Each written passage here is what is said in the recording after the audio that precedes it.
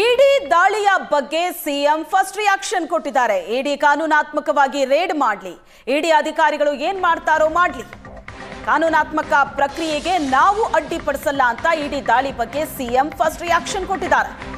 ಕಾನೂನಾತ್ಮಕವಾಗಿ ಇಡಿ ರೇಡ್ ಮಾಡಲಿ, ಇಡಿ ಅಧಿಕಾರಿಗಳು ಏನ್ ಮಾಡ್ತಾರೋ ಮಾಡಲಿ, ಕಾನೂನಾತ್ಮಕ ಪ್ರಕ್ರಿಯೆಗೆ ನಾವು ಅಡ್ಡಿಪಡಿಸಲ್ಲ ಅಂತ ಇಡಿ ದಾಳಿಯ ಬಗ್ಗೆ ಸಿಎಂ ಸಿದ್ದರಾಮಯ್ಯ ಹೇಳಿಕೆ ಕೊಟ್ಟಿದ್ದಾರೆ. ಇಡಿ ದಾಳಿಯ ಕುರಿತಂತೆ ಸಿಎಂ ಕೊಟ್ಟಂತಹ ಪ್ರತಿಕ್ರಿಯೆ ಇದು. ಕಾನೂನಾತ್ಮಕ ಪ್ರಕ್ರಿಯೆಗೆ ನಾವು ಅಡ್ಡಿಪಡಿಸಲ್ಲ ಅಂತ ಸಿಎಂ ಹೇಳಿಕೆ ಕೊಟ್ಟಿದ್ದಾರೆ. ಒಂದಷ್ಟು ಸಮಯ ವಾಲ್ಮೀಕಿ ಹಗರಣದಲ್ಲಿ ಬಹಳ ಸೈಲೆಂಟ್ ಆಗಿತ್ತು, ಯಾವುದೇ ಬೆಳವಣಿಗೆ ಕಾಣಿಸ್ತಾ ಇರಲಿಲ್ಲ. ಆದರೆ ದಿಢೀರಂತ ಈಗ ಇಡಿ ದಾಳಿ ನಡೆಸಿದೆ.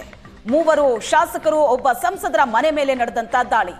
ಈ ಪ್ರಕರಣದಲ್ಲಿ ನಾಗೇಂದ್ರಗೆ ಎಸ್ಐಟಿ ರಿಲೀಫ್ ಕೊಟ್ಟ ಬೆನ್ನಲ್ಲೇ ಸಿದ್ದರಾಮಯ್ಯನವರು ಕೂಡ ಹೇಳಿದ್ರು, ನಾಗೇಂದ್ರ ಅವರನ್ನ ಸಂಪುಟಕ್ಕೆ ಸೇರ್ಪಡೆ ಮಾಡಿಕೊಳ್ಳೋದರ ಬಗ್ಗೆ ಒಂದು ಸೂಚನೆ ಕೊಟ್ಟಿದ್ರು. ನಾಗೇಂದ್ರ ಕೂಡ ಮತ್ತೆ ಸಚಿವಗಿರಿಯನ್ನ ಪಡ್ಕೊಳ್ಳೋದಕ್ಕೆ ಬಹಳ ಓಡಾಟ ಮಾಡ್ತಾ ಇದ್ರು. ಸಿಎಂ ಡಿಸಿಎಂ ಮೇಲೆ ಒತ್ತಡ ಹಾಕ್ತಾ ಇದ್ರು. ಅದರ ನಡುವೆ ಆದಂತ ಬೆಳವಣಿಗೆ ಇದು. ಸಿಎಂ ರಿಯಾಕ್ಟ್ ಮಾಡಿದ್ದಾರೆ.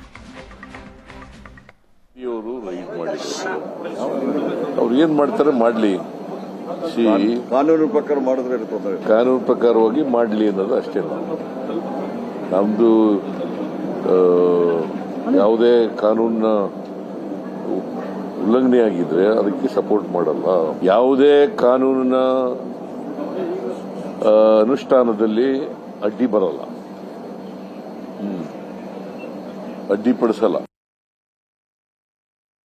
ಇಡಿ ಅವರು ರೈಡ್ ಮಾಡಿದ್ರು, ಅವ್ರು ಏನ್ ಮಾಡ್ತಾರೆ ಮಾಡ್ಲಿ, ಕಾನೂನು ಪ್ರಕಾರ ಮಾಡಿದ್ರೆ ಕಾನೂನು ಪ್ರಕಾರವಾಗಿ ಮಾಡ್ಲಿ ಅನ್ನೋದು ಅಷ್ಟೇ. ನಮ್ದು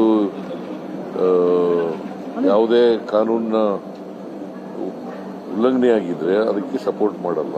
ಯಾವುದೇ ಕಾನೂನಿನ ಅನುಷ್ಠಾನದಲ್ಲಿ ಅಡ್ಡಿ ಬರಲ್ಲ, ಅಡ್ಡಿಪಡಿಸಲ್ಲ.